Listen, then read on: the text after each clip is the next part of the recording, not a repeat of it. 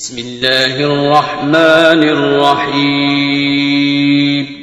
شروع اللہ کا نام لے کر جو بڑا مہربان نہایت رحم والا ہے۔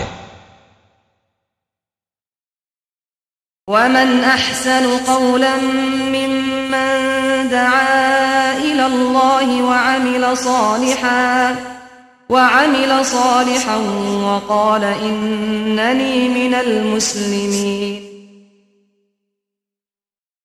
قل هو الله أحد الله الصمد لم يلد ولم يولد ولم يكن له كفوا أحد۔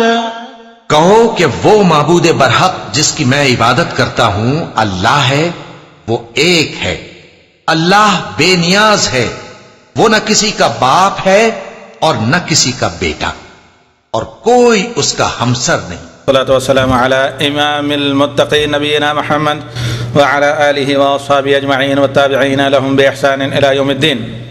برادران ملت، آج کا موضوع اتنی زیادہ کتابوں کا ڈھیر سمجھ کر آپ کو دیکھ کر خود ہی اندازہ لگ گیا ہوگا کہ جس زبان میں آج یہ خطاب ہو رہا ہے، یعنی بر صغیر ہند و پاک سب کانٹیننٹ جسے کہا جاتا ہے، تو وہاں زیادہ تر کتابیں آپ کو کہاں نظر آتی ہیں، اس قسم کی بالخصوص ملون کتابیں یا رنگین کتابیں۔ تو آج کا موضوع ہے ہمارے شیخ توصیف الرحمن صاحب کا وفقہ اللہ وحفظہ اللہ کا کہ رحمۃ للعالمین صلی اللہ علیہ وسلم، یا آپ کا جو حقیقی مقام اور اس کے مقابلے میں بریلویت یا بریلوی ازم، جو نبی حب رسول صلی اللہ علیہ وسلم کے دعوے دار تو ہیں، بلکہ خود کو اہل اعتقاد بھی کہتے ہیں، لیکن کیا یہ اعتقادات حقیقتاً دعوے پر یعنی پورے کھرے اترتے بھی ہیں یا نہیں؟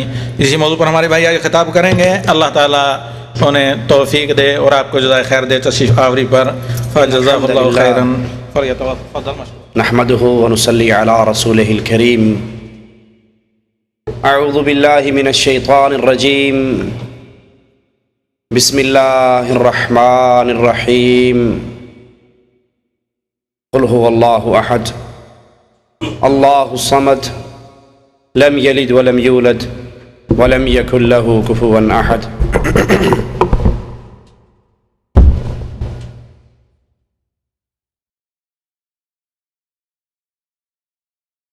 مالک عز و جل کا شکر ہے جس نے اپنی فضل، اپنی رحمت سے ہمیں محمد کریم صلی اللہ علیہ وسلم کی امت میں پیدا فرمایا،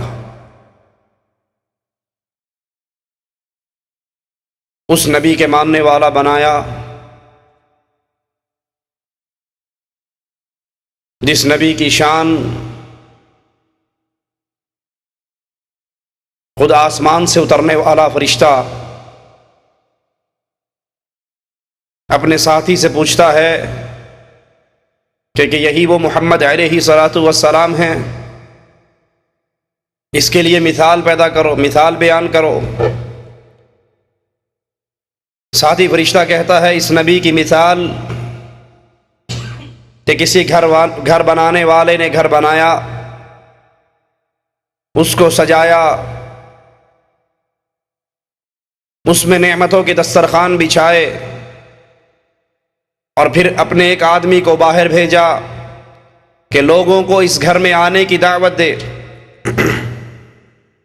جس نے اس کی دعوت کو قبول کیا وہ گھر میں داخل ہوا، ان نعمتوں کو استعمال کیا، اور جس نے اس آدمی کی دعوت کو قبول نہ کیا نہ گھر میں داخل ہو سکا، نہ نعمتوں سے فائدہ اٹھا سکا۔ فرشتہ کہتا ہے اس کی تطبیق بھی کرو۔ کہا اس کی تطبیق یہ ہے، گھر بنانے والا اللہ، گھر اللہ کی جنت، دسترخوان جنت کی نعمتیں، اور جنت کی طرف بلانے والے محمد الرسول اللہ صلی اللہ علیہ وسلم، جس نے امام الانبیاء، امام اعظم، قائد اعظم محمد الرسول اللہ صلی اللہ علیہ وسلم کی بات کو مانا، نبی کی دعوت کو قبول کیا، وہ اللہ کی جنت میں داخل ہوا۔ اور جس نے محمد کریم علیہ الصلاۃ والسلام کی دعوت کو ٹھکرا دیا، اس نے نبی کی بات کو نہیں ٹھکرایا، عرش والے کی جنت کو ٹھکرا دیا۔ وہ نبی علیہ الصلاۃ والسلام جو خود فرماتے ہیں آسمان سے فرشتہ اترتا ہے، مجھے ایک پلڑے میں بٹھاتا ہے، دوسرے پلڑے میں 2 افراد کو بٹھا کر مجھے تولتا ہے، میرا پلڑا بھاری ہے، وہ 10 کو بٹھا کر تولتا ہے، میرا پلڑا بھاری رہتا ہے، وہ 100 کو بٹھا کر تولتا ہے۔ امام اعظم قائد اعظم محمد الرسول اللہ صلی اللہ علیہ وسلم کا پلڑا بھاری رہتا ہے۔ اس کا ساتھی فرشتہ پوچھتا ہے کس کو تول رہا ہے اور کتنوں سے تول رہا ہے؟ تو تولتا ہے امام اعظم کو، مقابلہ کرتا ہے 2، 10 اور 100 کے ساتھ۔ اگر ایک پلڑے میں امام اعظم کو بٹھائے اور ایک پلڑے میں پوری کائنات کو بٹھائے، محمد کا پلڑا پھر بھی بھاری رہے گا صلی اللہ علیہ وسلم۔ وہ نبی علیہ الصلاۃ والسلام جو خود اپنے بارے میں کہتے ہیں انا سید ولد آدم، میں آدم کی ساری اولاد کا سردار ہوں، فخر اور غرور نہیں کرتا۔ قیامت کا دن ہوگا، لواء الحمد یوم القیامت یدی، قیامت کا دن ہوگا، اللہ کی تعریفوں کا جھنڈا محمد کے ہاتھ میں ہوگا صلی اللہ علیہ وسلم۔ آدم ومن سواء تحت لوائی، آدم سے لے کے اس کی آخری بیٹے تک سب کو چھاؤں ملے گی تو محمد کے جھنڈے کے نیچے ملے گی صلی اللہ علیہ وسلم۔ وہ امام الانبیاء، وہ امام اعظم جس کی تعریف دنیا والے کرتے رہیں، جتنی چاہیں کر لیں، اس کی سب سے بڑی تعریف عرش والے نے خود کی ہے۔ وَمَن يُطِعِ الرَّسُولَ فَقَدْ أَطَاعَ اللَّهَ، اور وہ سب سے بڑی تعریف کرنے والے کرتے ہیں نبی کی زلفیں بڑی پیاری تھی، تعریف کرنے والے کرتے ہیں نبی کا چہرہ بڑا حسین تھا، نبی کے دندان موتیوں جیسے تھے، نبی کا کہ ہونٹ گلاب کی پنکھڑی کی طرح، سب تعریفیں ہیں، لیکن سب سے بڑی تعریف یہ ہے کہ جو محمد کی اطاعت کرتا ہے وہ صرف محمد کی بات نہیں مانتا، وہ عرش والے کی بات مانتا۔ سب سے بڑا مقام یہ ہے محمد کریم صلی اللہ علیہ وسلم کا کہ محمد فرق بین الناس۔ قیامت کا دن ہوگا، جنت میں کس نے جانا ہے، جہنم میں کس نے جانا ہے، یہ تفریق ہوگی تو محمد الرسول اللہ صلی اللہ علیہ وسلم کی زندگی کے اوپر۔ وہ نبی علیہ الصلاۃ والسلام جس کی شان، جس کی عزت، جس کا مقام، عرش والا اس طرح وعدے کرتا ہے فلا وربک لا یؤمنون، اے محمد علیہ الصلاۃ والسلام تیرے رب کی قسم دنیا والے کبھی مومن نہیں ہو سکتے، دنیا والوں کا ایمان پورا نہیں ہو سکتا جب تک تجھے اپنے ہر مسئلے کے اندر فیصل نہ مان لیں۔ دنیا میں کوئی جھگڑا ہو، کوئی اختلاف ہو، کسی قسم کا کسی سے اختراق ہو، جب تک اپنے جھگڑوں کا فیصل محمد الرسول اللہ صلی اللہ علیہ وسلم کو تسلیم نہیں کرتے، عرش والا ان دنیا میں رہنے والوں کو مومن تسلیم نہیں کرتا۔ ثم لا يجدوا في انفسهم حرجا مما قضيت، صرف فیصل ماننے سے گزارا نہیں ہوتا، فیصلہ آپ سے کروائیں۔ آپ کے فیصلے کے خلاف اس دھرتی پر رہنے والوں کے دل میں کوئی تنگی، کوئی کجی، کوئی ٹیڑھ نہ ہو۔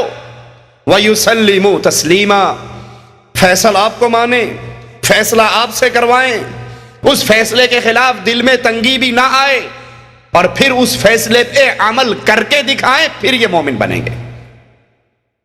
وہ نبی علیہ الصلاۃ والسلام، ان کی محبت، ان کے پیار کے دم بھرنے والے تو بہت ہیں، لیکن وہ کتنے ہیں جو اپنے نبی کی باتوں پر اپنے سر کو جھکا دیتے ہیں؟ وہ کتنے ہیں جو ابن عمر کی طرح محبت کا اظہار کرتے ہیں کہ آقا علیہ صلاۃ والسلام فرماتے ہیں میرا جی چاہتا ہے مسجد نبوی کے اس دروازے کو ہم عورتوں کے لیے خاص کر دیں۔ ابن عمر کا غلام کہتا ہے کہ پھر میں نے موت کی آخری گھڑیوں تک عبداللہ ابن عمر کو اس مسجد میں سے، مسجد کے اس دروازے میں سے داخل ہوتے ہوئے کبھی نہیں دیکھا۔ نبی کی محبت کا دم بھرنے والے، نبی سے پیار کا ذکر کرنے والے، نبی کے نام پہ انگوٹھے چومنے والوں کی تو لائن لگی ہوئی، لیکن کتنے ہیں جو نبی کے حکموں پر اپنے سر کو جھکاتے ہیں؟ کتنے ہیں جن کے سامنے امام اعظم کی حدیث زندگی میں آخری بات ہوا کرتی ہے اور نبی کا حکم آ جانے کے بعد پھر وہ دائیں بائیں جھانکا نہیں کرتے؟ اسی رسول علیہ الصلوۃ والسلام نے فرمایا تھا لا تطرونی کما اطرت النصارى عیسی ابن مریم، اے دنیا والو میری شان کو ایسے نہ بڑھا دینا، میرے مقام میں ایسے غلو نہ کرنا جیسے عیسائیوں نے عیسیٰ علیہ السلام کی شان میں کی۔ وہ اللہ کے بندے تھے، عیسائیوں نے ان کو اللہ کا بیٹا بنا دیا۔ انا عبد اللہ، دنیا والوں محمد علیہ السلام اللہ کے بندے ہیں، اللہ کے رسول ہیں، تم بھی ان کو اللہ کا بندہ کہنا، اللہ کا رسول کہنا۔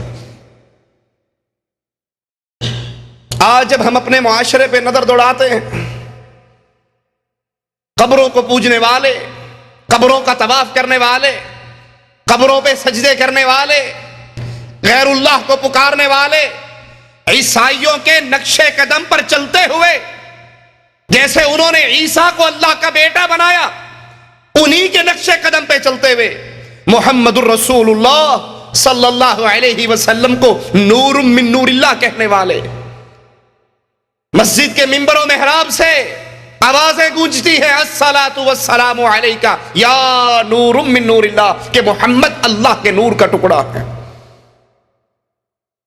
نبی کی محبت کے دعوے دار ہیں اور نبی کے حکموں کو پسے پش ڈالتے ہیں۔ نبی کی باتوں کی نافرمانی کرنے کے باوجود یہ کہتے ہیں کہ اہل توحید گستاخ ہیں، اہل ایمان گستاخ ہیں، ہم رسول اللہ سے سچی محبت کرتے ہیں۔ یہ بڑے گستاخ ہیں، یہ نبی کو کہتے ہیں نبی انسان تھے، یہ نبی کو کہتے ہیں کہ نبی جیسے ہم تھے ویسے ہماری طرح انسان تھے، کھاتے تھے، پیتے تھے، ان کے بچے تھے، ان کی بیویاں تھیں، ان کے ماں باپ تھے، ان کے چچا تھے، ان کے دادا تھے، ان کے ساتھ بیماری، غم، دکھ، سکھ، یہ سارا کچھ لگا ہوا تھا۔ یہ بڑے گستاخ ہیں، یہ کہتے ہیں کہ نبی مر گئے، نبی کو موت آ گئی، نبی دفن ہو گئے، یہ بڑے گستاخ ہیں۔ ہم اصل میں محبت کرنے والے ہیں۔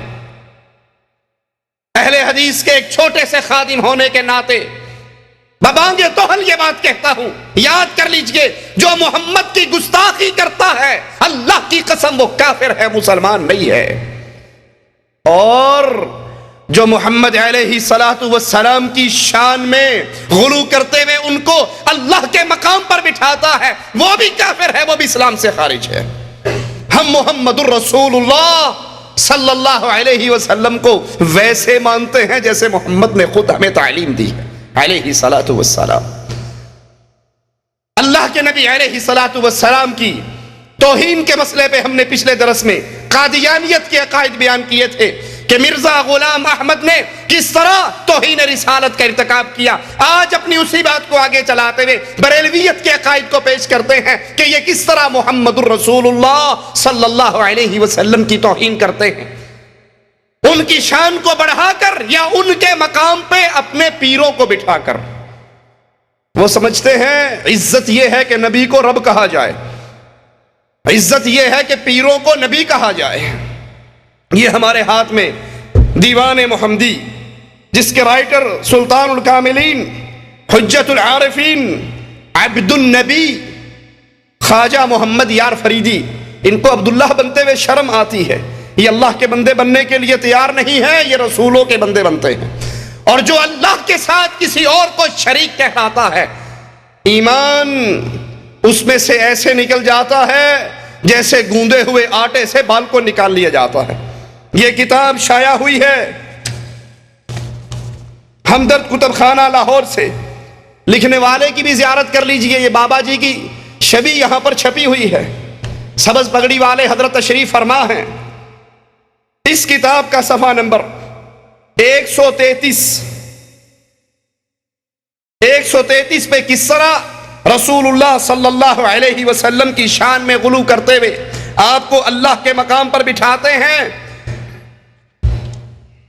کہتے ہیں خدا کی پاک صورت کو محمد میر کہتے ہیں، محمد بے کدورت کو خدایا پیر کہتے ہیں، کہ محمد صلی اللہ علیہ وسلم کی پاک صورت، خدا کی پاک صورت حقیقت میں محمد کی صورت ہے صلی اللہ علیہ وسلم۔ نعوذ باللہ ثم نعوذ باللہ، کہ اللہ کے نبی علیہ الصلوۃ والسلام اس دنیا میں آئے ہیں، وہ اللہ محمد کی صورت میں دنیا میں اترا ہے۔ اللہ کے نبی جو فرما رہے، صحیح بخاری کی روایت ہے کہ میں اللہ کا بندہ ہوں، میں اللہ کا رسول ہوں، مجھے اللہ کا بندہ کہنا، مجھے اس کا رسول کہنا، مجھے میرے مقام سے ایسے نہ بڑھا دینا جیسے عیسائیوں نے عیسیٰ ابن مریم کو بڑھایا تھا۔ اسی قدم پہ چلتے ہوئے، اسی نقشے قدم پہ، اسی فٹ پرنٹ پہ اپنے قدم رکھتے ہوئے یہ حضرت فرما رہے ہیں کہ محمد صلی اللہ علیہ وسلم دنیا میں آئے ہیں، لیکن وہ محمد نہیں آئے، اللہ محمد کی صورت میں دنیا پہ اترا ہے۔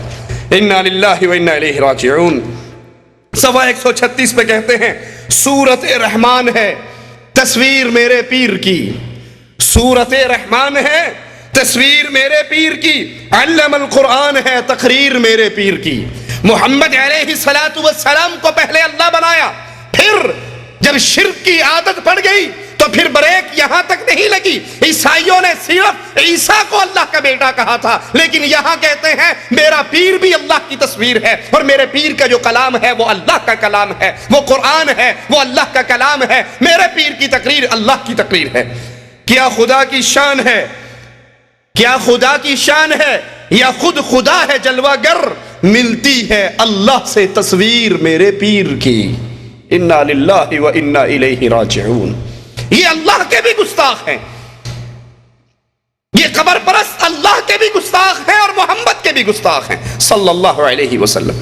یہ توہین رسالت سے پہلے توہین ربوبیت کے جرم کے اندر شامل ہیں۔ نہیں مانتے تو یہ ہمارے ہاتھ میں سادو سدا سدھانے عارفانہ کلام حضرت سائیں میاں مدہ بڑانا شریف والے، جس کو شائع کیا ہے Mian Amanullah Khan Chughta, advocate high court Lahore نے، وہ اس کے ٹائٹل پہ ایک شعر دیتا ہے، ذرا سنیے۔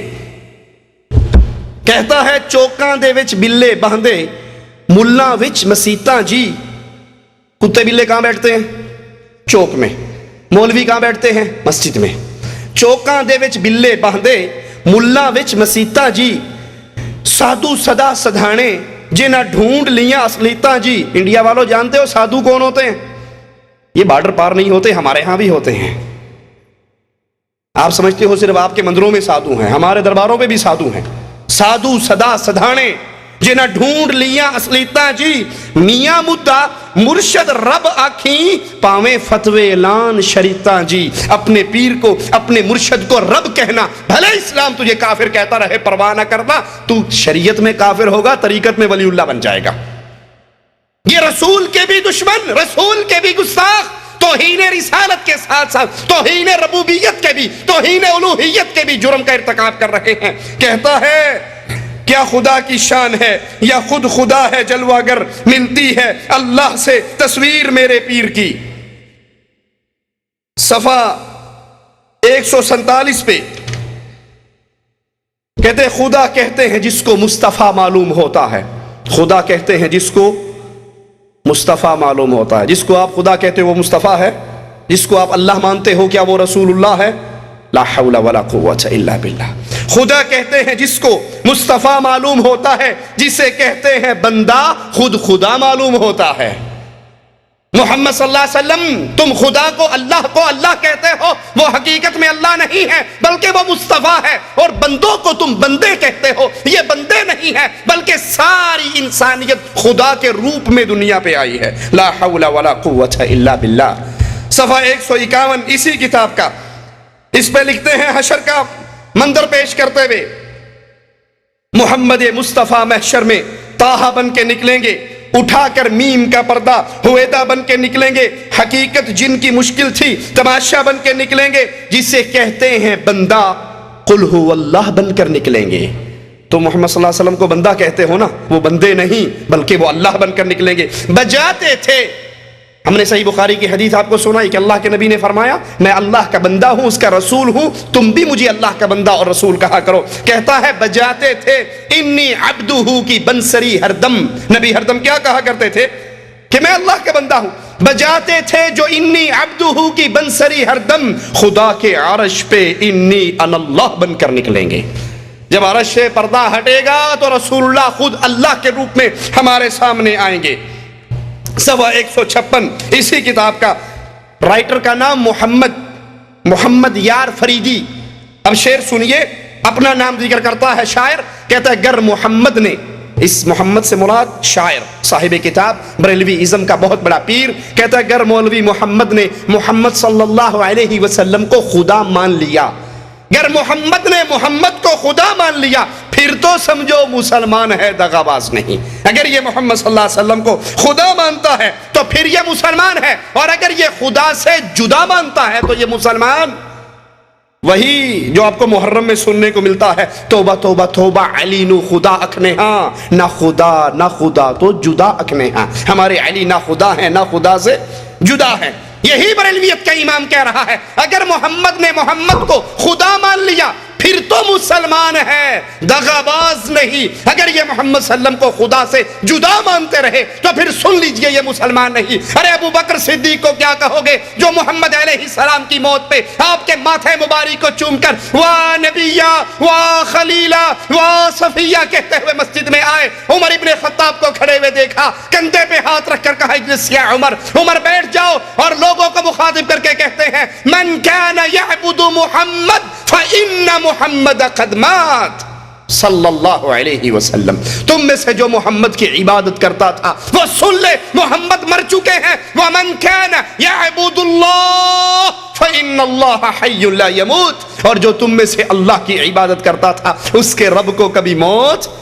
اگر محمد نے محمد کو خدا مان لیا پھر تو مسلمان ہے دغا باز نہیں۔ اگر وہ محمد کو خدا نہیں مانتا اللہ نہیں مانتا تو دغا باز ہے۔ ارے ابو بکر صدیق محمد کو اللہ نہیں مانتے تھے بلکہ کہتے تھے اے نبی آپ کی قسمت میں جو موت تھی وہ آ چکی ہے، دو موتیں اللہ آپ پر اکٹھی نہیں کرے گا۔ قوم سے کہہ رہے ہیں، صحابہ سے کہہ رہے ہیں، عوام کو مخاطب کر کے کہہ رہے ہیں سنو اگر تم اس کو اللہ مانتے تھے تو یہ تو مر چکے ہیں، اگر تم اس کی پوجا کرتے تھے یہ تو فوت ہو چکے ہیں، اگر تم اللہ کی پوجا کرتے تھے اللہ کو کبھی موت نہیں آنی۔ محمد علیہ السلام کو اللہ کہنے والے اللہ کی توہین کر رہے ہیں، محمد کریم کی توہین کر رہے ہیں، آپ کے حکموں کو ٹھوکر مار رہے ہیں، کیونکہ آپ نے منع کیا تھا میری شان کو ایسے نہ بڑھانا جیسے عیسائیوں نے بڑھائے۔ خرام ناس میں آیا، صفحہ 166، خرام ناس میں آیا تو دیکھا اور پہچانا محمد مصطفیٰ یعنی خدا مٹھن کی گلیوں میں۔ مٹھن میں کون ہے؟ چاچڑ وانگ مدینہ ڈسے کوٹ مٹھن بیت اللہ، ظاہر دے وچ پیر فریدون باطن دے وچ اللہ۔ چاچڑ وانگ مدینہ ڈسے، اگر تم نے مدینہ جانا ہے پاکستان والو، پی آئی اے نے کرائے بڑھا دیے ہیں، فکر نہ کرو، کوٹ مٹھن چلے جاؤ، چاچڑ وانگ چلے جاؤ، چاچڑ وان مدینہ ڈسے، چاچڑ وان جاؤ گے وہ مدینے کیا اس کے مقام پر ہے، کوٹ مٹھن بیت اللہ۔ حج کا عمرے کا ویزا تھوڑا ہے، حج کا اور زیادہ ہے، آج کی خبر ہے 1,90,000 تک پہنچنے والا ہے، تو ٹینشن لینے کی بات نہیں ہے، کوٹ مٹھن بھی مکہ ہے، لا حول ولا قوت الا باللہ۔ چاچڑ وانگ مدینہ ڈسے کوٹ مٹھن بیت اللہ، ظاہر دے وچ پیر فریدون باطن دے وچ اللہ۔ وہاں جاؤ گے بابا فرید بیٹھا ہوا ہوگا، ارے وہاں بھی نہ بننا، یہ بظاہر بابا فرید ہے، اس کے اندر اللہ ہے، یہ اللہ اس کی صورت میں آیا ہے۔ یہی عقیدہ عبد النبی محمد یار فریدی دیوان محمدی کے صفحہ 166 پہ لکھتا ہے خرام ناز میں آیا تو دیکھا محمد مصطفیٰ یعنی خدا مٹھن کی گلیوں میں، مٹھن کی گلیوں میں جو بابا فرید ہے یہ محمد مصطفیٰ بھی ہے، یہ خدا بھی ہے، یہ اوریجنل شکل میں آیا ہے۔ اور خدا کو ہم نے دیکھا صدا مٹھن کی گلیوں میں، خدا بے پردہ ہے جلوہ نما مٹھن کی گلیوں میں۔ مٹھن کی گلیوں میں تمہیں بابا فرید نظر آ رہا ہے تو پریشان نہ ہونا، یہ بابا فرید نہیں ہے بلکہ حقیقت کے اندر یہ خود خدا ہے۔ صفحہ 183 پر اسی کفری عقیدے کو بیان کرتے ہوئے محمد دی صورت ہے صورت خدا دی، سرائکی میں شعر لکھتا ہے محمد دی صورت ہے صورت خدا دی، میرے دل تو نقشہ مٹا کوئی نہ سکدا، کہ تم محمد صلی اللہ علیہ وسلم کو دیکھ رہے ہو، بظاہر یہ محمد ہے نہیں، حقیقت کے اندر یہ محمد نہیں ہے بلکہ یہ خدا کی صورت میں آیا۔ تو توہین رسالت سے پہلے بریلویت اللہ کی گستاخی کرتی ہے، محمد علیہ السلام کو اللہ کا مقام دیتی ہے اور اپنے پیروں اور فقیروں کو محمد کریم علیہ السلام کا مقام دیتی ہے۔ یہ تذکرہ غوثیہ ہمارے ہاتھ میں ہے، یہی عقیدہ اس کے اندر۔ غوث علی شاہ قلندر قادری صفحہ 325 پہ لکھتے ہیں کہ ایک دن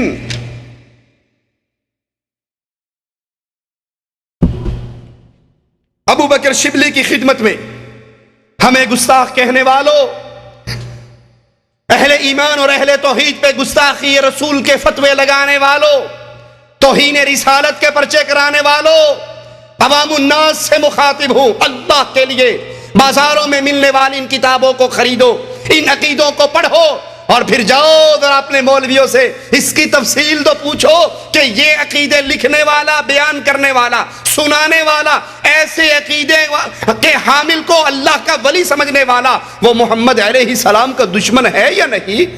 صفحہ 325 تذکرہ غوثیہ، غوث علی شاہ قلندر قادری کی کتاب، مشتاق بک کارنر، اردو بازار، الکریم مارکیٹ، لاہور سے شائع ہوئی۔ کہتا ہے ایک روز ارشاد ہوا ابو بکر شبلی کی خدمت میں دو شخص بیعت کی ارادے سے حاضر ہوئے، کہا حضرت جی ہمیں اپنا مرید بنا لو۔ پیر صاحب نے کہا اچھا مرید بننا ہے تو پڑھو لا الہ الا اللہ شبلی رسول اللہ۔ یہ پیر صاحب مرید کر رہے ہیں لا الہ الا اللہ شبلی رسول اللہ۔ کسی بھائی کو یقین نہ آئے تو سٹیج پہ آ کر ان کتابوں کو اپنی آنکھوں سے پڑھ کر دیکھ سکتا ہے۔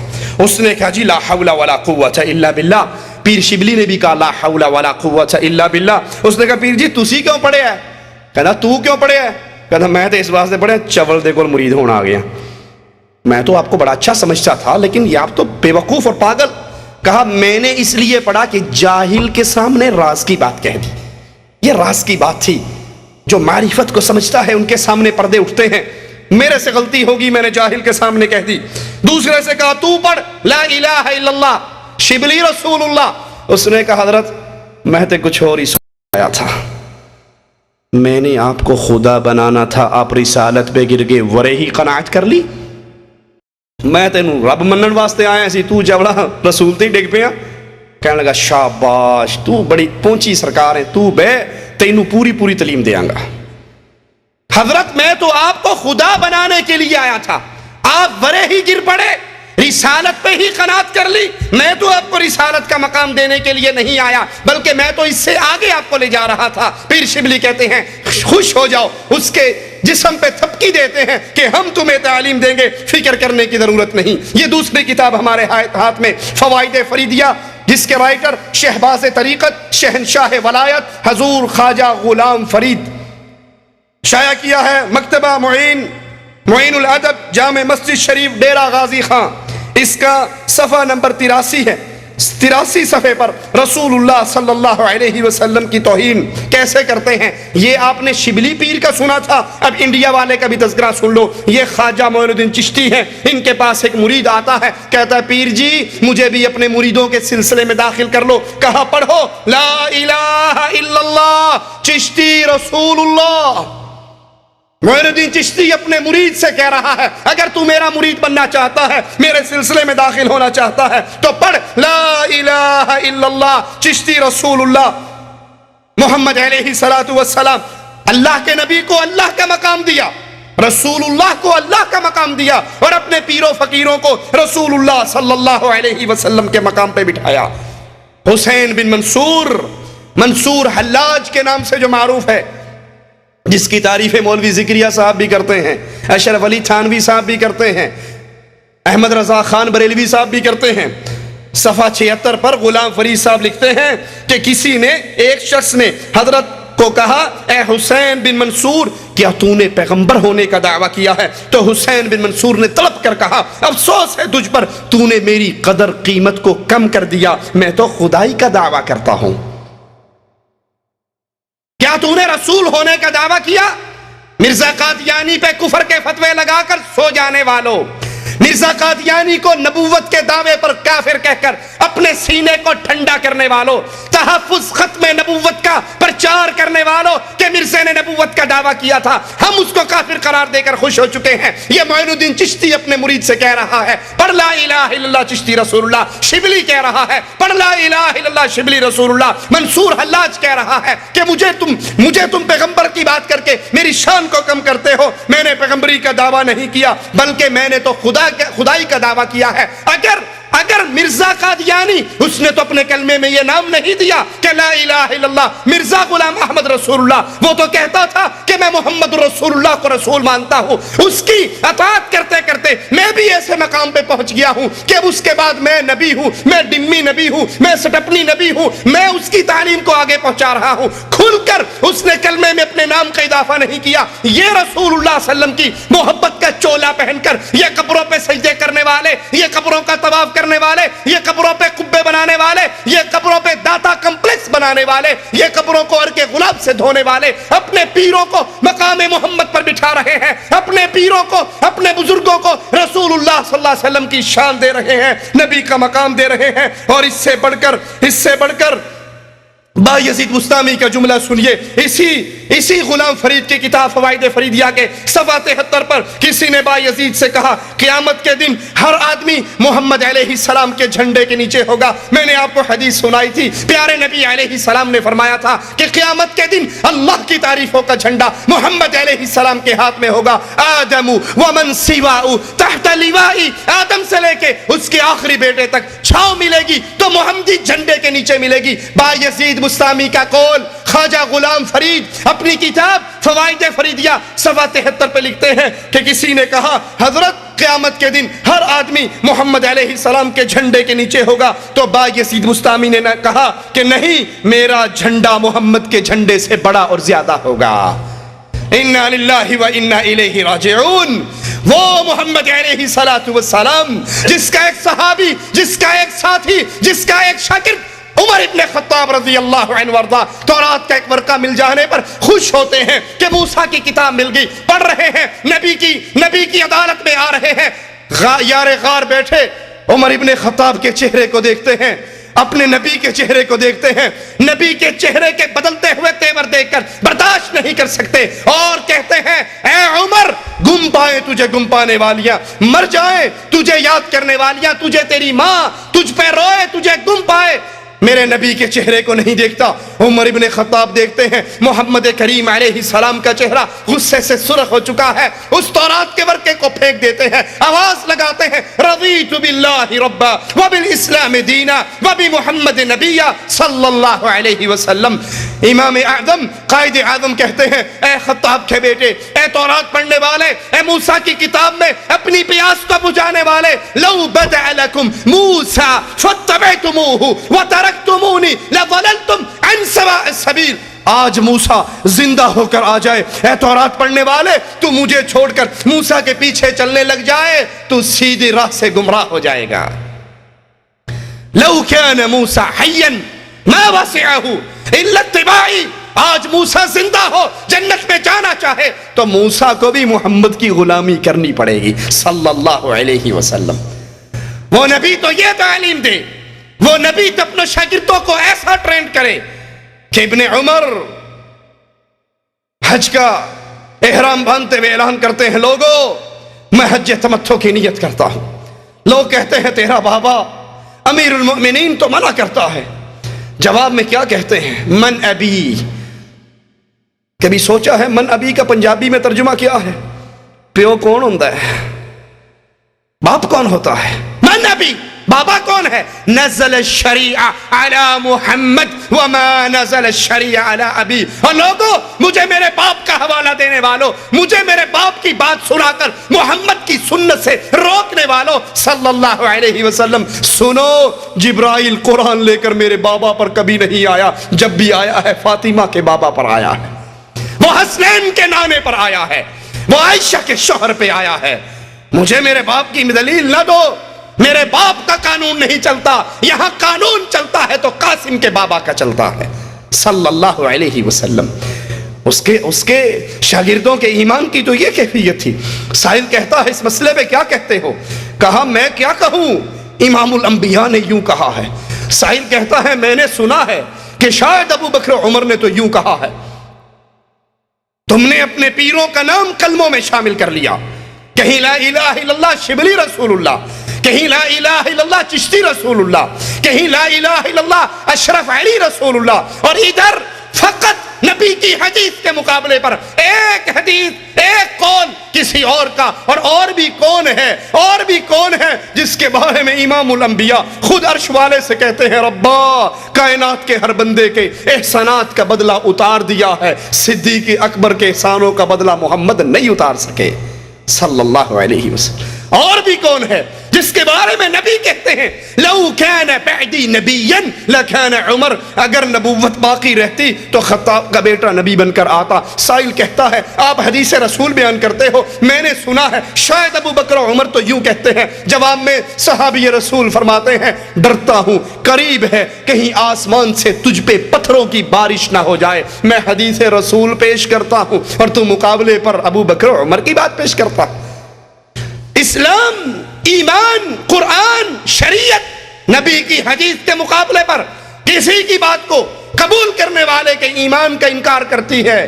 اگر وہ نبی کی حدیث جان کے پہچان کے علم ہونے کے باوجود حدیث رسول کو ٹھکرائے، یہ کہے میں نہیں مانتا، حدیث تو ٹھیک ہے میں نہیں مانتا، میں فلاں اور فلاں کی بات مانتا ہوں، اس کے پلے سے ایمان نکل جاتا ہے. اور جو اپنے پیروں کو، جو اپنے مریدوں کو کلمے پڑھائے، اس سے بڑھ کر گستاخ کون ہے؟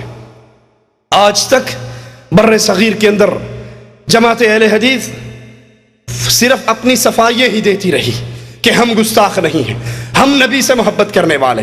آج ہم اس سے بڑھ کر قدم اٹھاتے ہیں. صفائی اپنی جگہ پہ رہی. ارے اللہ کی قسم، دھرتی پہ جتنی محبت رسول سے اہل حدیث کرتا ہے کائنات کا کوئی آدمی نہیں کر سکتا. یہ اہل حدیث تو وہ ہے، نبی کی حدیثوں پہ جھکنے والے تو وہ ہیں، نبی کی حدیثوں کے سامنے آنکھوں کو بند کر لینے والے تو وہ ہیں، نبی کی حدیثوں کے سامنے اپنی زبان دراز نہ کرنے والے تو وہ ہیں. احمد ابن حنبل نماز پڑھتے ہوئے پاؤں سے بیڑی کو نکال کر، کڑے کو نکال کر نبی کی سنت پہ عمل کرتے ہیں. آخری تشہد میں نبوی طریقے پہ بیٹھتے ہیں. سائل کہتا ہے پاؤں میں بیڑیے پڑی ہے، اب سنت پہ کیسے عمل کرتے ہو؟ کہا اگر کسی کو نہ بتائے تو تجھے بتا دیتا ہوں اس کا سراغ کھلا ہے. میں نماز کے دوران سنت پہ عمل کرنے کے لیے پاؤں نکال لیتا ہوں، نماز پورا کر کے پھر وہ کڑا اپنے پاؤں میں ڈال لیتا ہوں. ابن عمر آخری تشہد میں نبی کے طریقے پہ نہ بیٹھ سکے بیماری کی وجہ سے. سلام پھیر کر کہا کوئی یہ نہ سمجھے کہ یہ محمد علیہ السلام کی سنت ہے، میں بیماری کی وجہ سے نبی کے طریقے پہ نہ بیٹھ سکا. ہم مقام رسول کو اعلیٰ جانتے ہیں، اسم رسول کو اعلیٰ جانتے ہیں، حکم رسول کو اعلیٰ جانتے ہیں. صرف یہ نہیں کہ نبی کے نام کو اونچا سمجھے اور نبی کی حدیث کو کبھی پیر کے کہنے پہ، کبھی امام کے کہنے پہ، کبھی شیخ کے کہنے پہ، کبھی مرشد کے کہنے پہ، کبھی حضرت کے کہنے پہ ٹھوکر مارتا جائے. اہل حدیث کا عقیدہ ہے کائنات میں ہر آدمی کی بات کو ٹھوکر ماری جا سکتی ہے، محمد کی بات کو چھوڑا نہیں جا سکتا صلی اللہ علیہ وسلم. اور آج قبر پرستوں کی شرک کی پوری دکانداری، پورا دھندا اسی پر چلتا ہے کہ انبیاء اولیاء اپنی قبروں میں زندہ ہیں، سنتے ہیں، دیکھتے ہیں، انہیں سب پتا ہے. اونٹ پر آیا ہے، گدھے پر آیا ہے، اکیلا آیا ہے، مل کر آئے ہیں، انہیں سب پتا ہے. ایک حضرت لکھتے ہیں کہ ہم بابا جی کی قبر کی زیارت کے لیے گئے، اونٹ پہ بیٹھ کے رات کو سو گئے، قبر والا خواب میں آ گیا، کہنے لگا میری قبر تے آئے ہو خالی پیٹ واپس جاؤ چنگا نہیں لگتا. یہ قبر تے نہیں آئے کسی 5 سٹار ہوٹل چ گئے سن جتوں روٹی کھائے بغیر مڑ جان تے لوگ تانے دین گے ہوٹلوں ہو کے آگے تو روٹی کھا کے نہیں آئے. کہا یہ اونٹ مجھے دے دو, میرا اصیل بختی اونٹ گھر کھڑا ہے وہ تم لے لو. خواب میں ہی سودا ہو گیا. صاحب قبر اٹھا. مولانا زکریا صاحب فضائل صدقات میں لکھتے ہیں حصہ دوم میں, صاحب قبر اٹھا صفحہ 711 پر جو کتب خانہ فیضی لاہور سے چھپی ہے. صاحب قبر اٹھا, اس نے اونٹ کو ذبح کیا, پھر قبر چ وڑ گیا. اگے تفتیش لگی سی بڈھی کو کیوں نہیں پھیرا مارا, اسلام کا راندہ ادھر بھی بالاندہ منہ بھی چوماندہ, ادھر کیوں نہیں گیا. یہ خواب والا اٹھا, اونٹ کو دیکھا تو ذبح ہو چکا ہے, خون نکل رہا ہے, اس نے اس کو ذبح کیا, گوشت بنایا, کھایا پیا. واپس جا رہے تھے تو سامنے سے ایک آدمی آ رہا تھا, کہتا تم میں فلاں ابن فلاں کون ہے؟ کہا میں ہوں. اونٹ والے نے کہا میں ہوں. کہا میرے ابے نے کوئی شے ویچی سی؟ کہتا خواب جی ویچی سی. کہتا وہ میرا باپ تھا, اس نے مجھے کہا ہے اگر تو میرا حلالی بیٹا ہے تو یہ بختی اونٹ تجھے دے دوں, یہ اس اونٹ کے بدلے میں یہ اونٹ لے جاؤ. مولوی زکریا صاحب اس قصے پر تعلیق لگاتے ہوئے کہتے ہیں کہ یہ سخاوت کی حد ہے کہ مرنے کے بعد بھی اپنی قبر پر آنے والوں کو بھوکا واپس نہیں بھیجا. ان قبر پرستوں کا پورا دھندا اسی عقیدے پر چلتا ہے کہ جو ہمارے بزرگ قبروں میں دفن ہیں وہ زندہ ہیں, سب کچھ دیکھتے ہیں. آپ کو نہیں یقین تو یہ ہمارے ہاتھ میں ملفوظات احمد رضا خان صاحب ہیں, اس کا صفحہ 271 پہ سنیے کتنی وضاحت سے یہ بات بیان کرتے ہیں. صفحہ 271 کہ جب تم اپنے کسی مردے کی زیارت کے لیے قبرستان جاؤ تو کہتے ہیں کہ پینتیوں سے ہو کر جاؤ. عرض سوال کرتا ہے کوئی, حکم یہ ہے کہ قبر کی پینتی سے حاضر ہو, قبرستان میں جبکہ قبور کا اختلاط ہو تو کیوں کر ہوگا؟ کہا سب سے پہلے قبرستان کی پینتی کی جانب سے آئے اور اسی طرف سے مردے کے طرف آئے. کیوں؟ اگر وہ سرہانے کی طرف سے آئے گا تو مردے نو منڈی موڑ کے ویکھنا پینا کیڑا آیا ہے, تے او دی مٹی غریب ہڈی اوویں او دی مک گئی ہے, انہیں تون موڑی اوتھی ٹوٹ جانے, اسے گردن نہ موڑنی پڑے. کہا پینتیوں سے آؤ جب بھی آنا ہو, تاکہ جب آپ آؤ تو مردہ ڈائریکٹ دیکھ لے کون آ رہا ہے. پورا دھندا قبر پرستوں کا یہی ہے کہ ہمارے بزرگ قبروں میں زندہ ہیں, وہ سب کچھ جانتے ہیں. اگر یہ اپنے بزرگوں کے بارے میں کہتے رہتے شاید ہماری زبان اتنی دراز نہ ہوتی, لیکن اس عقیدے کی بنیاد پہ انہوں نے محمد علیہ السلام کو وہ گالی دی ہے, وہ توہین کی ہے کہ رب محمد کی قسم کفار بھی وہ توہین نہیں کر سکے, اور کفار کو نبی صلی اللہ علیہ وسلم کی توہین کا وہ مٹیریل, وہ مواد دیا ہے جس کی بنیاد پر ہندو نے رنگیلا رسول لکھا, جس کی بنیاد پر ڈنمارک کے خبیثوں نے نبی صلی اللہ علیہ وسلم کی تشبیہیں بنائی, عورتوں کے اندر گھرا ہوا دکھایا, ان کو عورتوں کا رسیہ ثابت کیا. یہی عقیدہ اسی کتاب کے اندر ملفوظات احمد رضا کے اندر صفحہ 249 پہ 249 پہ احمد رضا خان صاحب بریلوی لکھتے ہیں. سوال کیا جاتا ہے کیا انبیاء علیہم السلام اور اولیاء کرام کی حیات برزخیہ میں کوئی فرق ہے؟ ارشاد, انبیاء کرام کی حیات حقیقی, حصی, دنیاوی ہے. ان پہ تصدیق وعدہ الہی کے لیے محض ایک آن کی آن موت آئی تھی, پھر فوراً ان کو ویسے ہی حیات عطا فرما دی گئی. اس حیات پر وہی احکام دنیا فٹ ہوتے ہیں, ان کا ترکہ بانٹا نہ جائے گا. کہا نبی کا ترکہ اس لیے نہیں بٹے گا کہ نبی زندہ ہے, اور نبی کریم کی صحیح حدیث کیا ہے, جب فاطمہ آئی تھی صدیق کائنات کے پاس بابا کا ترکہ مانگا تھا تو صدیق کائنات نے کہا تھا تیرے بابا کی حدیث ہے کہ ہم انبیاء جو چھوڑ کر جاتے ہیں وہ مسلمانوں کے لیے صدقہ ہوا کرتا ہے, وہ بیت المال کا حق ہوا کرتا ہے. کہا ہم آل رسول ہیں.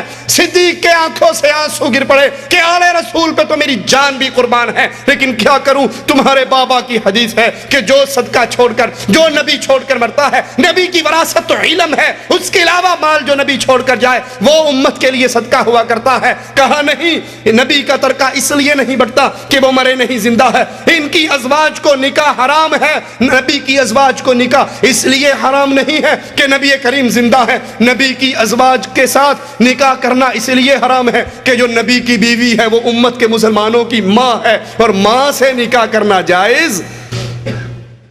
نبی کی بیویاں امت کی ماں ہونے کے ناطے آقا کی بیویوں سے نکاح کرنا جائز نہیں ہے کیونکہ وہ امت کی مائیں ہیں. یہاں کہتا ہے نہیں چونکہ نبی زندہ ہیں اس لیے ان کی بیویوں سے نکاح جائز نہیں, ان کا ترکہ بانٹا نہیں جائے گا, ازواج مطہرات پر عدت نہیں, نبی اپنی قبروں میں کھاتے پیتے ہیں, نماز پڑھتے ہیں. اب جو کفر کہنے لگا ہے ذرا دلوں کو تھامیے, کلیجوں پہ ہاتھ رکھیے اور سوچئے ہم نے کفار کو توہین رسالت کا کتنا مواد خود اپنے گھروں سے فراہم کیا ہے.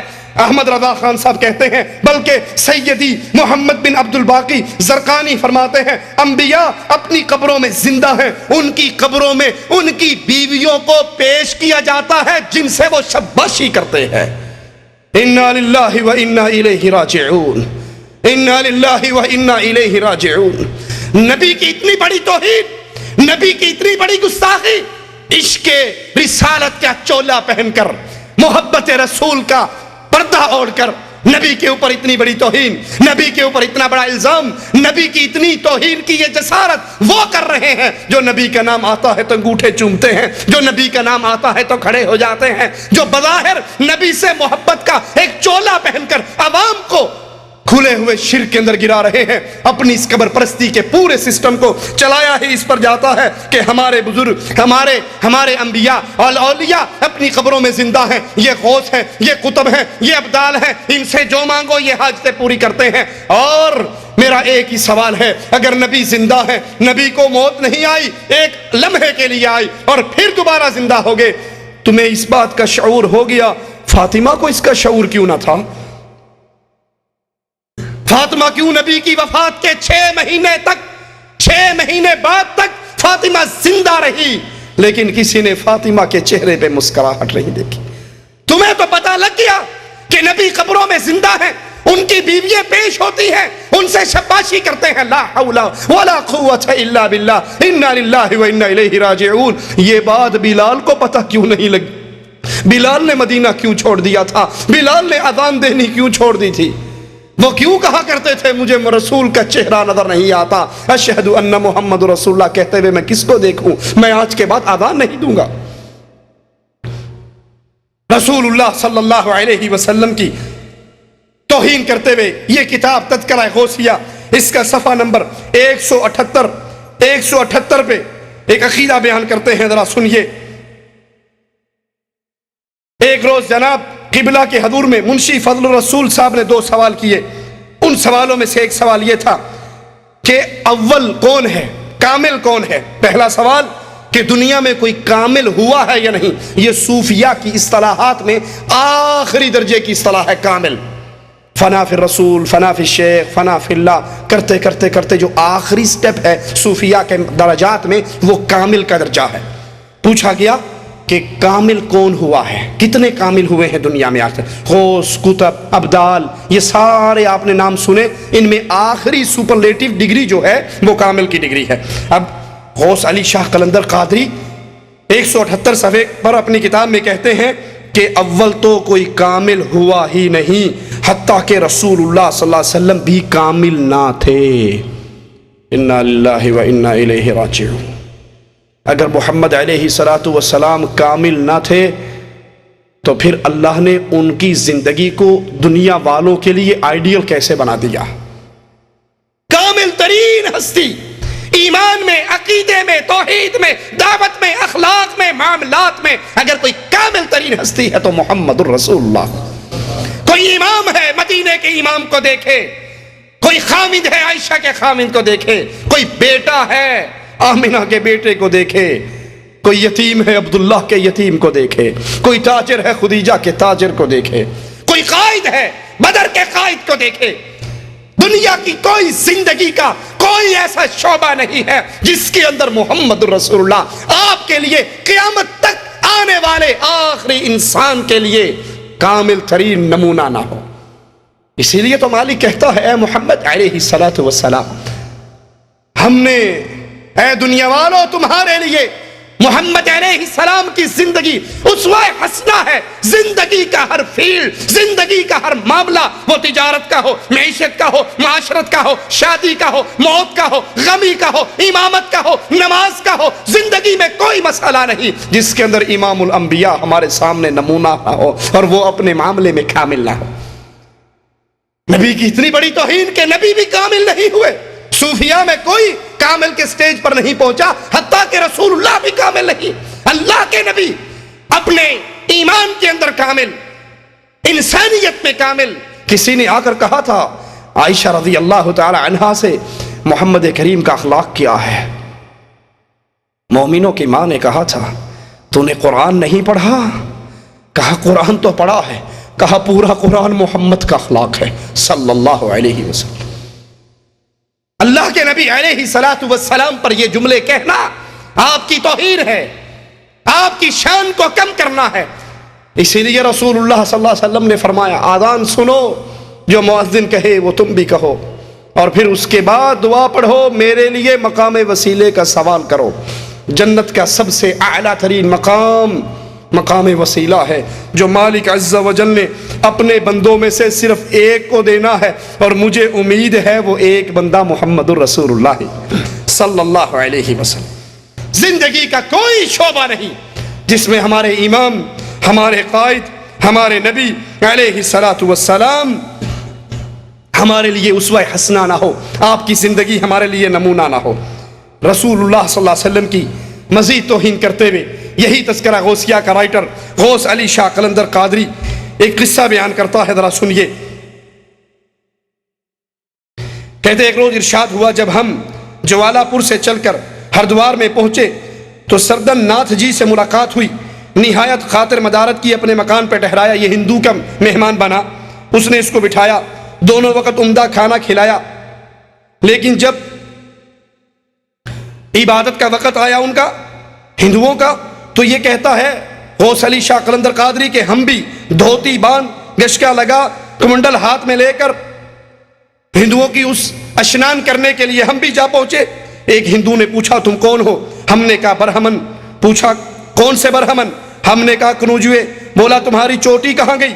ہم نے کہا جب سے سنیاس متالی ہے چوٹی کٹوا دی، مگر بابری کے ایک برہمن نے ہمیں عین اشنان کے وقت پہچان لیا اور دانتوں تلے انگلی دے کر چپ رہ گیا۔ ہم جب نہا، اس کو پتہ لگ گیا یہ موسلا ہے، اسے پتہ لگ گیا ہندو کو کہ یہ موسلا ہے اور ہمارے اس دریا میں اشنان کر کے ساروں کو پلیت کر گیا ہے، لیکن وہ دبا گیا، چپ کر گیا، واسطہ تھا اس کا کوئی، چپ کر گیا۔ جب ہم نہا کر باہر نکلے وہ برہمن ہم کو پکڑ کر الگ لے گیا اور کہا میاں صاحب یہاں اور وہاں کچھ فرق ہے، یہاں اور وہاں کچھ فرق ہے، تمہارے ہاں اور ہمارے ہاں کچھ فرق ہے، جو تم یہاں اشنان کرنے آگے اگر کوئی پہچان لیتا تو بڑی خرابی ہوتی، خدا تو سب جگہ ایک ہی ہے۔ یہ بھی ایک تماشا ہے کہ ہر فرقے کا مذہب جدا ہے، ایک دوسرے کو جھٹلاتا ہے اور اپنے آپ کو سچا بتلاتا ہے، اگر حقیقت دیکھو تو دونوں ایک ہے۔ کون کہہ رہا ہے؟ برہمن جی۔ برہمن جی غوث علی شاہ قلندر قادری کو کہہ رہا ہے جو تمہارے ہاں ہے وہ ہمارے ہاں ہے، ادھر بھی خدا ہے ادھر بھی خدا ہے، فرق اتنا ہے، ہم کھڑے کو پوج رہے ہیں تم پڑے کو پوج رہے ہو۔ اللہ کی قسم برہمن کی بات بڑی سچی ہے، ان کے اور ان کے مذہب میں کوئی فرق، لیکن محمد علیہ السلام کے مذہب میں اور ہندوازم میں زمین آسمان کا فرق ہے۔ وہاں رب کی پوجا ہے، یہاں پتھروں کی پوجا ہے۔ کہا اچھا، جب وہ پنڈت ہمیں سمجھا چکے تو ہم نے کہا صاحب یہ اشنان، یہ جو اشنان ہم نے کیا ہے، یہ رسم جو ہندوؤں کی ادا کی ہے، یہ اپنے رضائی باپ پنڈت رام جی کی طرف سے کی ہے، کیونکہ حج کا ثواب انہیں پہنچ نہیں سکتا، میں کیا اشنان کر کے ہی بدلہ لا دوں؟ ہمارے ہندو رضائی جو باپ تھے، ہم نے اشنان کر کے یہ ثواب ان کو ایصال ثواب کیا ہے۔ کہا خیر ہم یہ اشنان کر چکے، جب رات کو سوئے، اب دیکھیے اللہ کے نبی علیہ السلام کی توہین یہ ظالم کتنی جرت سے کرتا ہے۔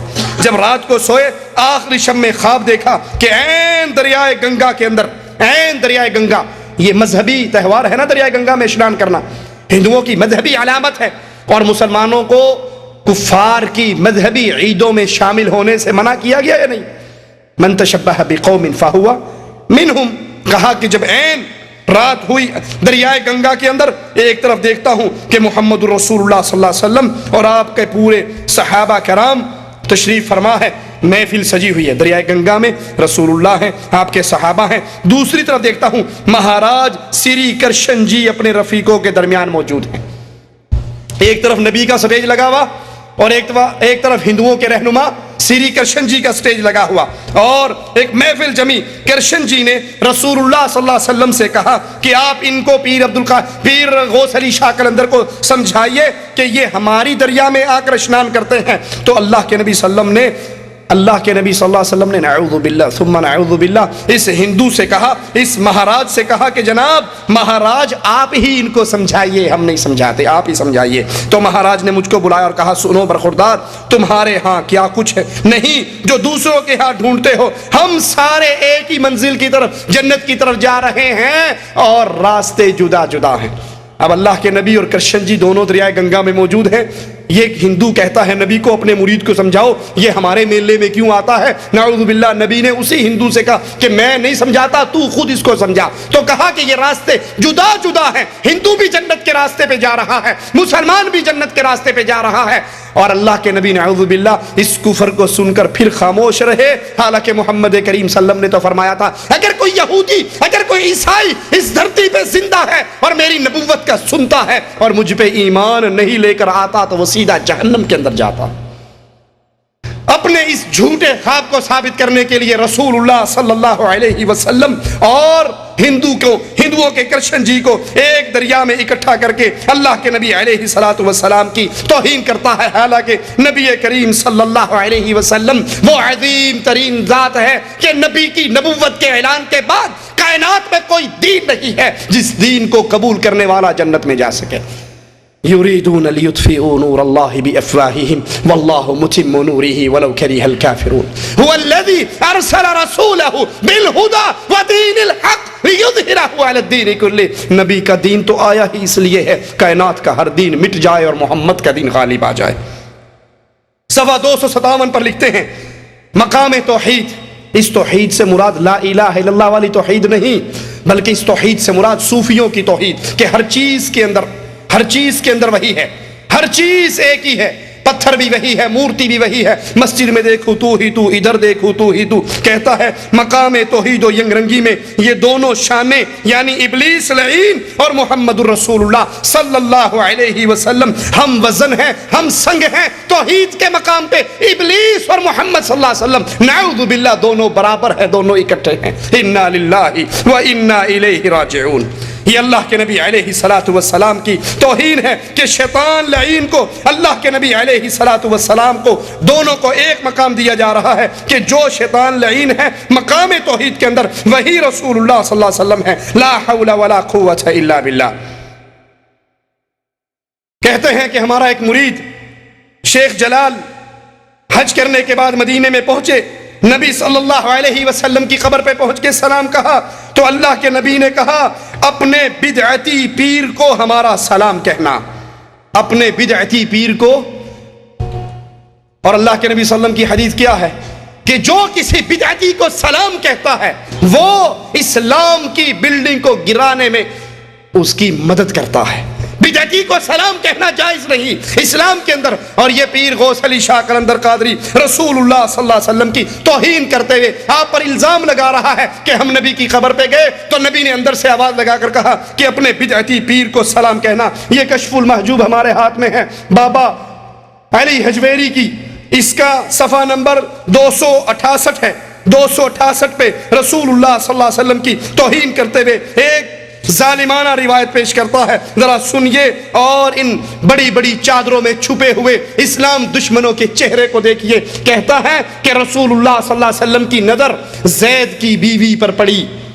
268 صفحہ کس کا؟ علی حجویری کی کتاب کشف المحجوب کا، کہ اللہ کے نبی صلی اللہ علیہ وسلم زید کے گھر گئے، اللہ کے نبی کی نظر زید کی بیوی پہ پڑی، زید کی بیوی زید پہ حرام ہو گئی، محمد پہ حلال ہو گئی۔ لا حول ولا قوت الا باللہ۔ یہ وہی کفریہ روایت ہے جو تاریخ کے اوراق کے اندر اپنے تمام تر گند کے ساتھ موجود ہے کہ اللہ کے نبی صلی اللہ علیہ وسلم زید کے گھر میں گئے، زید کی بیوی مختصر لباس میں آپ کے سامنے آ گئی اور اللہ کے نبی واپس لوٹ آئے۔ حضرت زید آئے، بیوی نے بتایا میں اس طرح مختصر کپڑے پہن کر بیٹھی تھی کہ اللہ کے نبی صلی اللہ علیہ وسلم آئے اور آپ کی نظر مجھ پہ پڑ گئی۔ حضرت زید اللہ کے نبی کے پاس آئے، کہا مجھے پتہ لگا ہے آپ میرے گھر میں گئے اور آپ کی نظر میری بیوی پہ پڑ گئی، ہو سکتا ہے وہ آپ کو پسند آ گئی ہو، میں اس کو طلاق دیتا ہوں، آپ اس سے نکاح کر لیجئے۔ اللہ کے نبی پر اس سے بڑی اور تہمت کیا ہوگی؟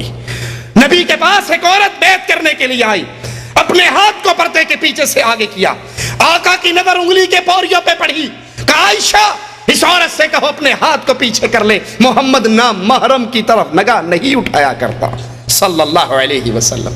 اور یہاں یہ ظالم اپنی کتابوں میں نبی کی اتنی بڑی توہین لکھتے ہیں کہ اللہ کے نبی کی نظر پڑ گئی اور وہ آپ کو پسند آ گئی، زید پر حرام ہوگی، آپ پہ حلال ہو گئی۔ لا حول ولا قوت الا باللہ۔ یہ حشت بہشت 8 پیروں کی کتاب ہے جس کو شبیر برادر اردو بازار لاہور نے شائع کیا ہے۔ خواجہ عثمان ہارونی، خواجہ معین الدین اجمیری، بابا فرید الدین گنج شکر، محبوب الہی نظام الدین، قطب الدین بختیار کاکی، محبوب الہی بابا فرید الدین گنج شکر، محمد نصیر الدین چراغ دہلوی اس کتاب کے صفحہ 22 پر صفحہ 20 کے اوپر ایک قصہ لکھتے ہیں کہ ایک پیر صاحب حج کرنے کے لیے بیت اللہ کی طرف نکلے، روانہ ہوئے۔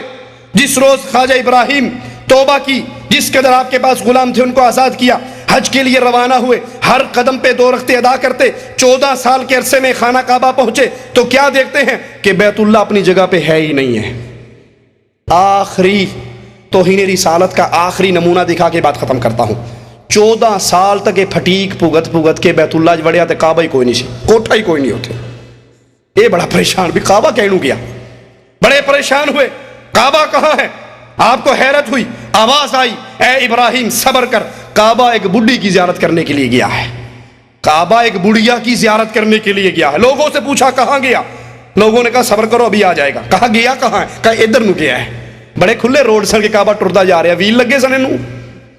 اس سے بڑی توہین ذرا سنیے، پورا قصہ سنیے اور پھر اس کفر کو پیش کیجئے اپنے دلوں اور عقیدوں اور ایمان کے اوپر۔ کہا ہم بھی اسی راستے پر چلے، چلتے چلتے کیا دیکھا کہ کعبہ جنگل میں پہنچ چکا ہے، وہاں رابعہ بصری بیٹھی ہوئی ہے، کعبہ اس کا طواف کر رہا ہے۔ وہ رابعہ بصری آئی تھی حج کرنے کے لیے، راستے میں بیمار ہو گئی، آگے آ نہیں سکی، وہ جنگل میں پڑاؤ ڈال لیا، کعبہ خود جا کر رابعہ کا طواف کر کے آیا۔ رسول اللہ صلی اللہ علیہ وسلم اللہ کے پیارے حبیب علیہ الصلوۃ والسلام مدینے سے عمرہ کرنے کے لیے نکلے تھے یا نہیں؟ مقام حدیبیہ پر روک دیا گیا تھا یا نہیں؟ نبی نے عثمان کو اپنا سفیر بنا کے روانہ کیا تھا، عثمان جاؤ مکے والوں سے کہو، اپنے رشتہ داروں سے کہو ہم لڑنے کے لیے نہیں آئے، ہم تو رب کے گھر کی عبادت کرنے کے لیے، رب کی عبادت کرنے کے لیے، بیت اللہ کا طواف کرنے کے لیے آئے ہیں۔ حضرت عثمان پہنچے، کفار نے کہا تو ہمارا رشتہ دار ہے، تجھے اجازت ہے تو بیت اللہ کا طواف کر لے۔ عثمان واپس آئے، صحابہ نے کہا مبارک ہو عثمان، تم نے بیت اللہ کا طواف کیا ہوگا، حجر اسود کو چوما ہوگا، زمزم پیا ہوگا، مبارک ہو تم کو، یہ ساری نعمتیں اکٹھی کر کے آگے۔ عثمان روتے ہوئے کہتے ہیں تم نے میرے بارے میں گندا خیال کیا ہے، اللہ کی قسم یہ کیسے ہو سکتا تھا کہ محمد تو حدیبیہ کے مقام پہ بیٹھا رہے اور میں بیت اللہ کا طواف کرتا رہوں؟ اگر 1 سال تک میں مکے میں رہتا اور میرے نبی میرے ساتھ نہ ہوتے، میں سال بھر بھی بیت اللہ کا طواف محمد کے بغیر نہ کرتا۔ بتائیے، اللہ کے نبی مقام حدیبیہ پر بیٹھے، صلح ہوئی، نبی واپس گئے، نبی کے ساتھ اولیاء کی جماعت ہے، ابو بکر ہے، عمر ہے، عثمان ہے، علی ہے، طلحہ زبیر ہے، بیت اللہ نبی کے پاس کیوں نہیں آ گیا کہ کافروں نے آپ کو طواف کرنا نہیں دیا تو آئیے ہم آپ کے پاس آ جاتے ہیں، ہمارا طواف یہاں پہ کر لیجئے۔ نبی کو وہ مقام، وہ عزت اور وہ شان نہیں دی جاتی جو اس بوڑھی عدی کلندریہ کو دی گئی کہ وہ نہ آ سکی تو کعبہ چل کے آ گیا۔ اور اس کے بارے میں مشہور ہے کہ اس نے کہا میں جنت کے پانی سے جہنم کو بجھا دوں، جہنم کی آگ سے جنت کو جلا دوں اور بے لوث ہو کر اللہ کی عبادت کروں۔ یہ اہل ایمان کے عقیدے نہیں ہے، یہ اللہ کی توہین ہے، اس کے رسول کی توہین ہے، شریعت ایمان اسلامیہ کی توہین ہے۔ اللہ کے لیے ایمان کو پہچانیے، نبی کے مقام کو پہچانیے۔ صرف نبی کا نام آنے پر اپنے دل میں محبت کے جذبات لے آنا کافی نہیں۔ کون ہے جو نبی کی توہین کرتے ہیں؟ ان سے برات کا اظہار کیجئے، ان سے علیحدگی کیجئے، ان سے اپنے رشتے ناتوں کو توڑ لیجئے اور جڑ جائیے محمد الرسول اللہ صلی اللہ علیہ وسلم کے ساتھ۔ اللہ سے دعا ہے اللہ ہمارے گناہوں کو معاف فرمائے، اللہ ہماری خطاؤں کو معاف فرمائے، اللہ ہماری سیاہکاریوں کو معاف فرمائے۔ اقول قولی ھذا واستغفر اللہ لی ولکم ولسائر المسلمین۔ السلام علیکم ورحمۃ اللہ وبرکاتہ۔ الحمدللہ بنعمتہ تتم الصالحات۔ اللہ تعالیٰ آپ کو جزائے خیر دے۔ ہمارے مہمان کو بھی اللہ رب العالمین جزائے خیر دے اور اجر عظیم عطا کرے. وقت کافی ہو چکا ہے اور چونکہ کل جمعہ چاہے جمعہ نہ بھی ہو تو رات کے ان پروگراموں میں اس لیے ہم خیال رکھتے ہیں کہ جلدی اختتام پذیر ہوں تاکہ فجر کی نماز جو ان سب سے اہم ہے اس کو وقت پر پڑھا جا سکے کہ رحمۃ اللہ علیہ صلی اللہ علیہ وسلم کا فرمان ہے من صلی الفجر فهو فی ذمۃ اللہ. اور اسی طرح عصر کے بارے میں بھی ہے کیونکہ ان دو نمازوں میں لوگ اکثر لاپرواہی برتتے ہیں اور اگر برتتے ہیں لیکن اگر تقریر سننے والے برتتے ہیں تو یہ ستم بالا ہے ستم بلکہ ٹریجڈی المیہ. تو میرے محترم بزرگوں بھائیو اسی پر ہم اختتام کرتے ہیں آج کی اس مجلس کا. اور وقت آپ جیسے بھی جانتے ہیں کہ زیادہ ہو چکا ہے. صرف چونکہ ایک بات دوران تقریر ذکر کیا شیخ نے اس پر کہ بچے نے لا کر ایک چٹ دیا سوال. اس سوال کے لیے آپ کھڑے ہو کر اسی کا جواب دیے اور اس پر ہم اختتام کرتے ہیں مسئلے کا. کسی بدعتی کو سلام کرنے پر اسلام کو ہلکے ہلکے کر کے توڑنے کی جو روایت ہے اس کا حوالہ میرے علم میں تو نہیں شیخ یاد ہے. حقیقتاً یہ ہے کہ جو روایت کی گئی بلکہ آپ کو اگر مفہوم یعنی اس پر جاننے کے لیے چاہیے تو اس سے شدید تر وعید ہے بدعتی کے لیے. علی بن ابی طالب رضی اللہ تعالیٰ عنہ روایت کرتے ہیں صحیح مسلم کی روایت ہے. بلکہ اس پر آپ نے سنا بھی ہوگا کہ 4 لوگوں پر اللہ کے نبی صلی اللہ علیہ وسلم نے لعنت بھیجی ہے. ان میں سے نمبر 1 جو سب چاروں باتوں کا آج کے درس سے تعلق ہے کہ نمبر 1 وہ آدمی ملعون ہے. اللہ کے نبی صلی اللہ علیہ وسلم نے فرمایا لعن اللہ من ذبح لغیر اللہ, اللہ کے علاوہ کسی اور کی رضا کے لیے جو ذبیحہ پیش کرے. نمبر 2 لعن اللہ من عقا والدیہ. دوسرے نمبر پر من آوا محدثن دونوں روایتیں ہیں کہ اللہ کی لعنت اس پر ہو جو کسی بدعتی کو ٹھکانہ مہیا کرے. یہیں ہم رکتے ہیں. اس حدیث میں جو ہے یہ کیا ہے الفاظ جو شیخ صاحب نے مفہوم کیا وہی ہے لیکن حدیث اس طرح ہے کہ جس شخص نے کسی بدعتی کی توقیر کی عزت کی, ظاہر بات ہے اسلام کے ذریعے عزت ہوگی. اب لفظ سلام سے آپ تلاش کریں گے تو آپ کو حدیث نہیں ملے گی بلکہ حدیث کے لفظ جامع ہے جس میں سلام اور بہت کچھ شامل ہے جس میں ہدیہ تحائف رشتے دینا وغیرہ بہت سی چیزیں شامل ہیں. اللہ کے نبی صلی اللہ علیہ وسلم کے الفاظ جو ہیں وہ جامع ہیں. آپ صلی اللہ علیہ وسلم نے کہا جس نے کسی بدعتی کی توقیر کی عزت کی اس نے اسلام کی حدم پر مدد کی. جہاں کا حدیث کا تعلق ہے اجمالی طور پر یہ کتب سنن میں ہے بالضبط حدیث کے نمبر کے ساتھ کل اگر آپ آئیں تو مجھ سے لے جائیے. رہا مسئلہ اور شیخ کیا کہنا تمہیں ہاں تیسرے نمبر پر اللہ کے نبی صلی اللہ علیہ وسلم نے فرمایا ملعون ہے وہ شخص جو اپنے والدین کو پر لعنت بھیجے. اللہ تعالیٰ ان تمام برائیوں سے ہمیں بچائے اور شیخ کو جزائے خیر دے. اتنا بڑا بوجھ ریاض سے اٹھا کر آنے کا اور بالخصوص چونکہ کچھ شروع میں شاید مہر و محبت کچھ رشتے بھی رہے ہیں تو لہذا زیادہ ہی معلومات ہیں ہمارے مقابلے میں. جزاک اللہ خیر.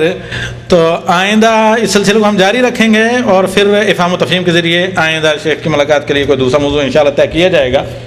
اور آخری ہمارے مرکز کا پیغام اور میری طرف سے آپ سن لیں وہ یہ کہ جو شیخ نے صحیح مسلم کی حدیث آپ کے سامنے پیش کی کہ اللہ کے نبی صلی اللہ علیہ وسلم نے فرمایا والذی نفس محمد بیدہ لم یسمع بی یہودی ولا نصرانی ثم لم یؤمن بی الا کان من اصحاب النار اور کما قال علیہ الصلوۃ والسلام.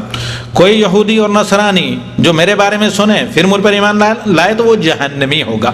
اور اللہ قرآن میں کیا کہتا ہے کنتم خیر امۃ اخرجت للناس, اے بندہ مومن تم اللہ کی بہترین امت اس لیے صرف اپنی ذات کے لیے نہیں بلکہ تمہیں لوگوں کے لیے پیدا کیا گیا ہے. تو ہم سب لوگ غور کریں کہ کتنے غیر مسلم یہاں جن تک آپ کے ذریعے دعوت پہنچی ہے. تو یہ آخری پیغام ہمارے مرکز کی طرف سے آپ لے کر جائیں کہ جتنے غیر مسلموں تک آپ کی پہنچ ہو سکے مجھ سے آ کر کتابیں لے جائیں, ان تک کتابیں پہنچائیں, بالخصوص نیپالیوں تک. یہ ہمارے نیپالی بھائی عبداللہ اللہ جزائے خیر دے, بلکہ ان کو اگر ہم بڑا شیخ کریں کہیں یا بڑے شیخ کا ٹائٹل دیں تو کم نہیں. تقریباً ہر ہفتے 200 کے قریب غیر مسلم نیپالیوں تک یہ کلمہ توحید پہنچاتے ہیں کتابی شکل میں. تو آپ یہ کام کریں, اس پر ہم اکتفا کرتے ہیں. والسلام علیکم ورحمۃ اللہ وبرکاتہ. قال رسول اللہ صلی اللہ علیہ وسلم لأن يهدي الله بك رجلا واحدا خير لك من حمر النعم.